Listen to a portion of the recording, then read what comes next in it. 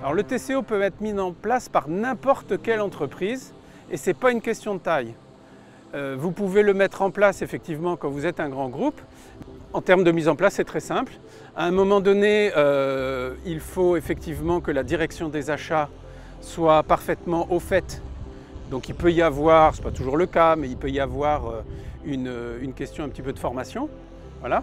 Ensuite, il y a un deuxième sujet qui est un petit peu moins évident, c'est qu'il faut un peu désiloter l'entreprise. Parce que quand on fait un calcul de TCO, on va chercher des informations au niveau de la direction de la qualité, au niveau du marketing, au niveau de la logistique, au niveau de la direction financière, etc.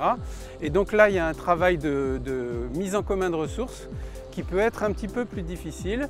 Et puis une fois que ce point-là est acquis, c'est très simple, hein, vous avez une feuille Excel à remplir et puis vous faites vos calculs et c'est bon. Les familles de coûts à prendre en compte sont vraiment très nombreuses. Évidemment, le transport, évidemment. Le stock, voilà. Hein. Il faut avoir conscience que, comment dirais-je, le coût de l'entreposage d'un bien, d'un produit, ça représente assez vite 10% du prix, parfois 15% du prix du produit, donc c'est énorme. Voilà. Ensuite, vous allez avoir, comme on l'a vu tout à l'heure, des risques et des coûts liés à la non-qualité. Quand vous achetez de l'autre côté de la rue, c'est très facile de se mettre d'accord avec le fournisseur et de ne pas avoir de mauvaises surprises. Puis si d'aventure il y a une mauvaise surprise, le fournisseur est de l'autre côté de la rue, donc on va le voir et on s'arrange. Voilà.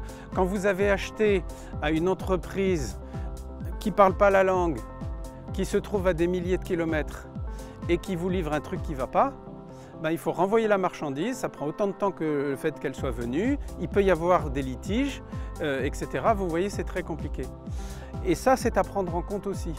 Vous avez des risques de perte en cours de route, vous avez des risques de retard, tout ça, ça a des coûts.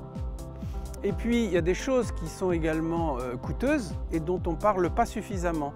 Imaginez par exemple, vous êtes une entreprise de textile, et puis vous changez 30% de vos collections tous les ans, parce que la mode, ça tourne.